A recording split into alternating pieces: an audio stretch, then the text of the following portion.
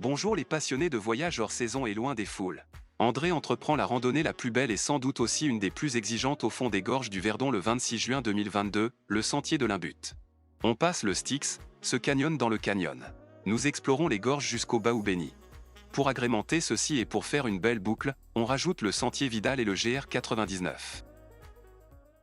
Mais André complique encore la chose en faisant cette boucle dans le mauvais sens, c'est-à-dire par le GR99 en partant des Cavaliers vers l'ouest. Son idée est simplement de ne pas devoir monter le sentier Vidal dans la chaleur de midi. Tout cela n'est pas problématique, sauf que la descente par le sentier Vidal est interdite. Mais ce n'est indiqué nulle part, en tout cas pas au départ aux Cavaliers. On passe quelques amas de terre qui prouvent que ce terrain était cultivé d'une manière ou d'une autre. Comme prévu, le GR99 en direction des Guines monte paisiblement. Contrairement à cette vidéo, ce tour est décrit dans le bon sens, c'est-à-dire en commençant par la descente des Cavaliers, sous le sentier de l'Imbut et sentier Vidal dans les gorges du Verdon sur notre site provenceguide.net. Un lien est donné dans la description plus bas. On croise quelques anciennes bornes. Elles devaient délimiter des propriétés. Nous sortons un peu de la forêt à la hauteur de prairies remises en valeur par le parc naturel régional du Verdon. On arrive sur une piste forestière assez fade, rectiligne et presque parfaitement plate. Des bandes marquent une course à pied à se tenir dans quelques jours. La fontaine de Perrier est aussi marquée dans la carte IGN. L'eau est plutôt destinée aux bêtes. Un autre poteau indicateur ne marque que Trigance et Éguines. C'est pourtant ici que descend le sentier Vidal, du moins sa partie supérieure moins connue. La route des 71 est à croiser obliquement. On sent que l'on se rapproche du bord car le sentier tourne brusquement vers la droite pour descendre plus tard dans une brèche. À cet endroit précis se trouve le panneau interdisant la descente. C'est assez tard, surtout si on est garé au Cavalier. Le panneau n'indique pas la raison de la mise en place de ce sens unique. Il est 9h quand André est là. Il est trop tard pour retourner sur ses pas et il décide de se lancer dans la descente. Pourtant il n'est pas du tout fan de Via Ferrata en descente. Mais ce ne sont vraiment pas les passages sécurisés qui posent problème sur ce sentier. C'est l'afflux potentiel d'un côté, mais pas à cette heure, et la partie centrale composée d'un éboulis instable qui débouche droit sur le sentier de l'Imbut plus bas.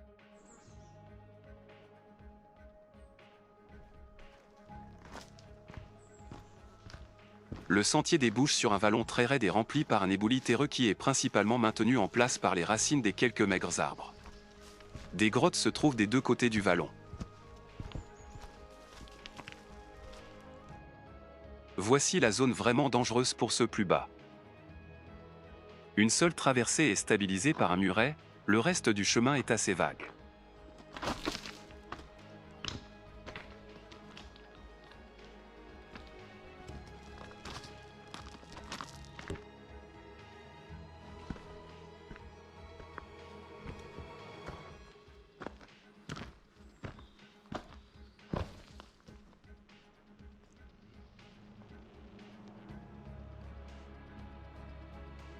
Par la suite, le sentier est taillé dans la roche, en profitant sans doute de quelques formes naturelles préexistantes. On passe dans un vallon, puis en balcon pour finir dans un petit cirque rocheux. Le passage en balcon permet d'avoir des belles vues dans le canyon.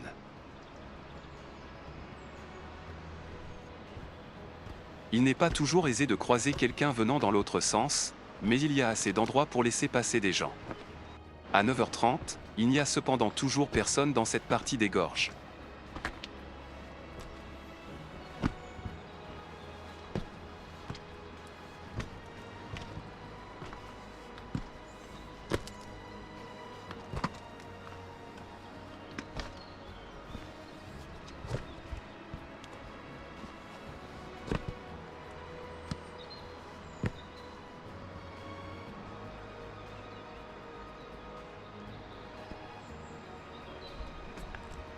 La dernière rampe est la plus longue. Les marches ne sont pas bien marquées et des petites pierres venant de l'éboulis plus haut rendent les pas instables. La main courante est permanente et bien solide, cela rend le passage assez facile. Dans le sens normal de marche, donc vers le haut, on ne regarde pas autant de fois dans le vide en bas.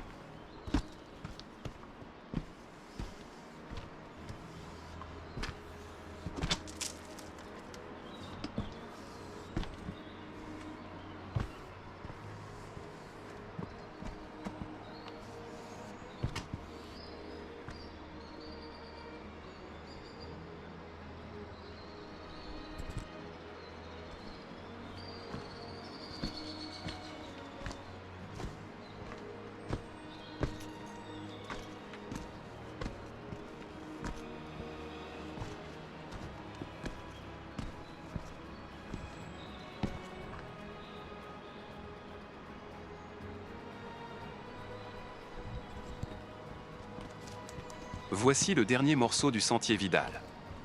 Après les rochers suit un simple chemin vers le croisement avec le sentier de l'Imbut.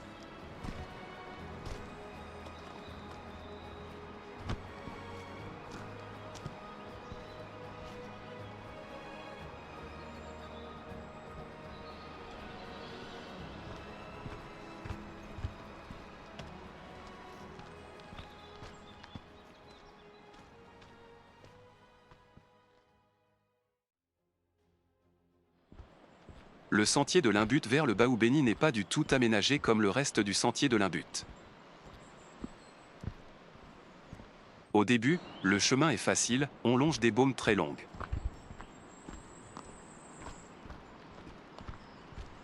C'est une voie de contournement de l'étranglement de l'Imbut pour les pratiquants de canyoning.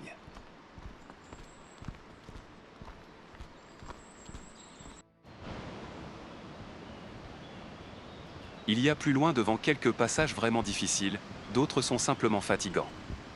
Mais on arrive dans un dédale où peu de personnes passent. On peut même descendre vers l'eau juste à l'entrée de l'Imbut.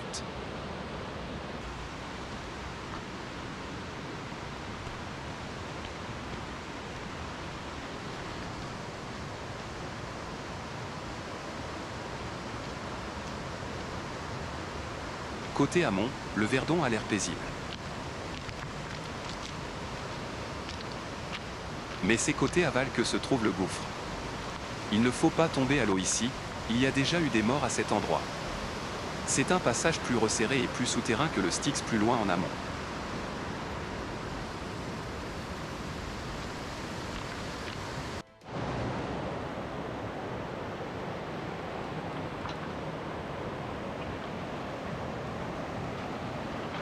Les falaises au-dessus sont impressionnantes. On se croit dans un monde irréel, surtout qu'André n'a toujours croisé personne.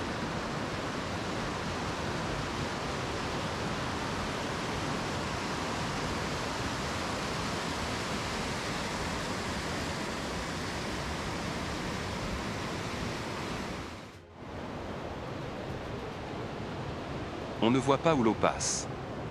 Nous l'entendrons par moments dans le passage vers le Baoubeni. Après la remontée sur le chemin, le vrai dédale commence. Le problème n'est pas seulement la taille des blocs de pierre, mais les trous béants qui restent entre ces cailloux gros comme des voitures. Il y a des balises et des cairns, mais il faut chercher soi-même tous les passages. Il y a plusieurs descentes verticales de plusieurs mètres. Le Verdon coule directement sous ces rochers.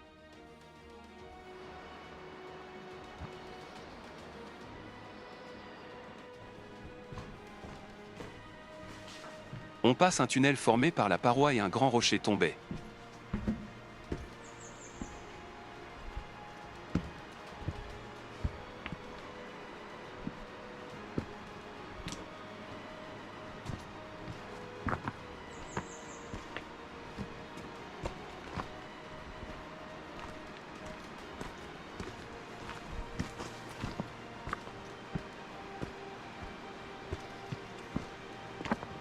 On ne retrouve un terrain plus facile qu'avant les 3 du Baoubeni.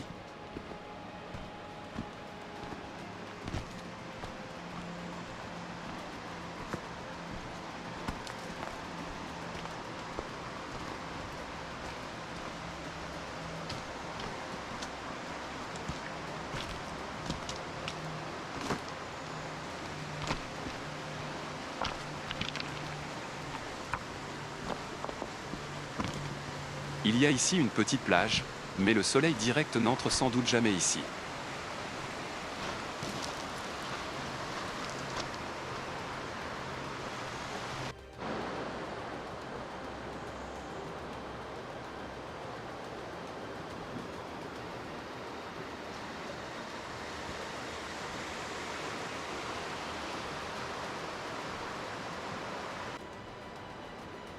Plus loin devant suit un resserrement qui marque l'arrêt pour le randonneur qui ne veut pas se mouiller.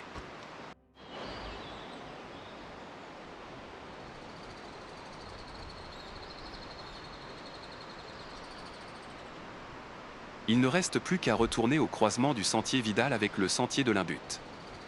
Ce n'est pas plus facile qu'à l'aller. Au contraire, certains passages sont plus difficiles dans l'autre sens. Avant d'être sur le sentier de l'Imbut classique, il faut descendre le terrain terreux au croisement avec le sentier Vidal. On est encore très haut au-dessus du cours d'eau.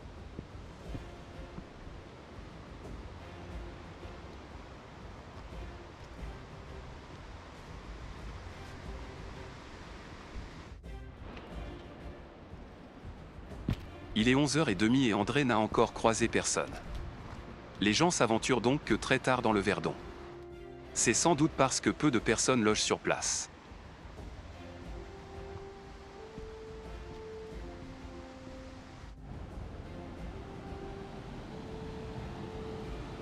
La partie la plus difficile du sentier de l'Imbut se trouve entre la partie terreuse sous le sentier Vidal et le Styx. On passe sur des galeries en hauteur par rapport au Verdon, les passages sont étroits au début et s'élargissent ensuite.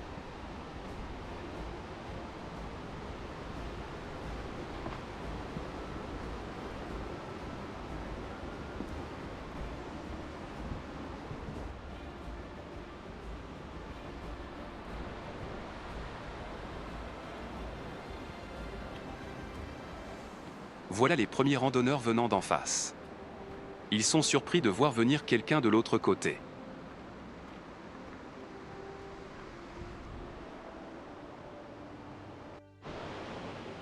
Le Styx est un canyon dans le Grand Canyon du Verdon. Il n'est pas indiqué sur place, on peut passer à côté. Voir le lien dans la description pour le localiser. Contrairement à l'Imbut, l'entaille n'est pas couverte de gros rochers.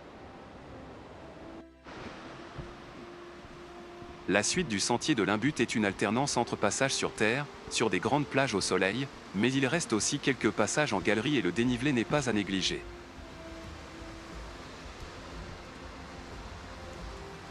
Le Verdon a l'air très paisible ici.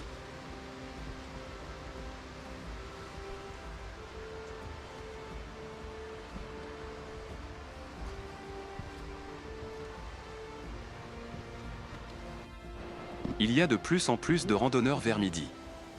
C'est étrange, ils ont dû partir bien après 10 heures. Certains montrent de l'admiration parce qu'André leur semble déjà être sur le chemin du retour, ils ne savent cependant pas où il est passé pour venir dans ce sens.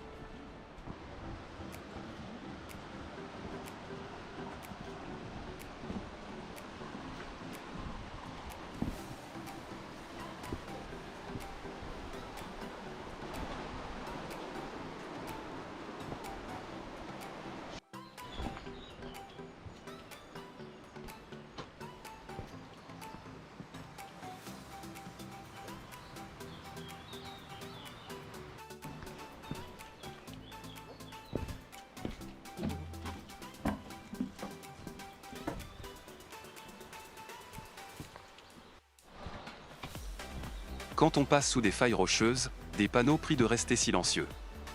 Ici dorment des toutes petites chauves-souris. Quand on reste plus longtemps pour les observer, on voit qu'elles bougent et déplient parfois leurs ailes.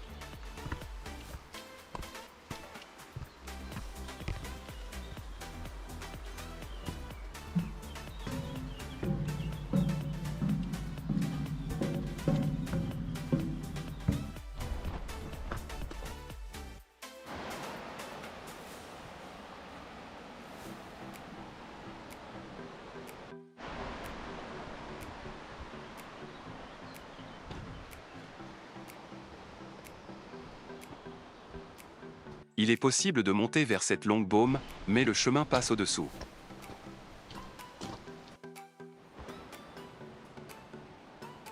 On trouve partout des plaques rappelant des gens morts dans ces gorges.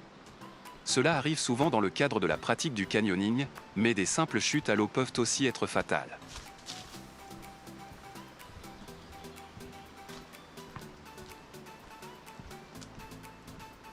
Ici volent des papillons mais aussi des chauves-souris.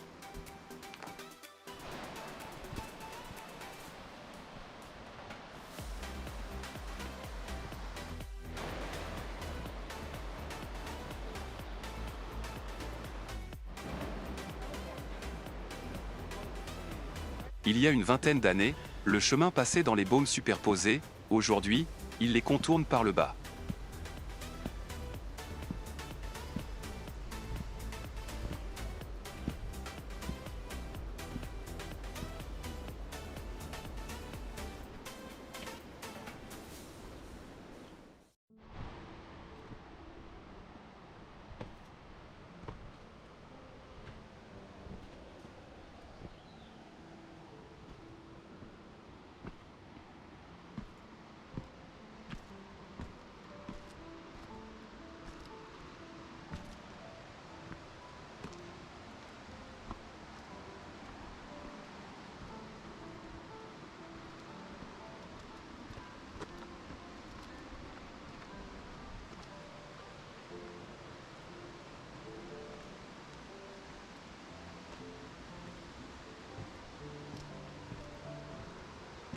Le terrain oblige à des montées et des descentes de plusieurs dizaines de mètres à chaque fois.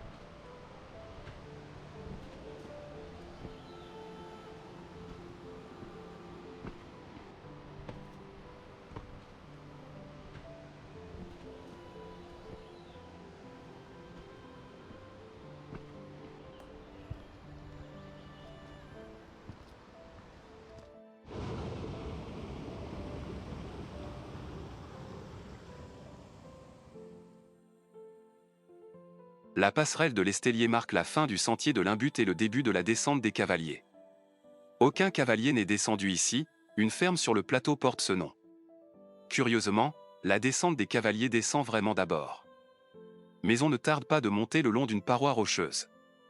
Par moments on marche sur un véritable escalier naturel de strates calcaires. Plus haut suit un passage avec une main courante, mais ce n'est pas méchant. 5 minutes plus tard, on est de nouveau au parking des cavaliers. Il est 14h30 au retour. André décide de continuer la corniche sud vers Éguines. Il continue ensuite par Moustier, puis Moisson et Châteauredon pour revenir au nord du Verdon au bord de l'As de Blieux. C'est très long, mais c'est aussi une route très belle. Demain, il sera de retour sur la rive nord du Verdon.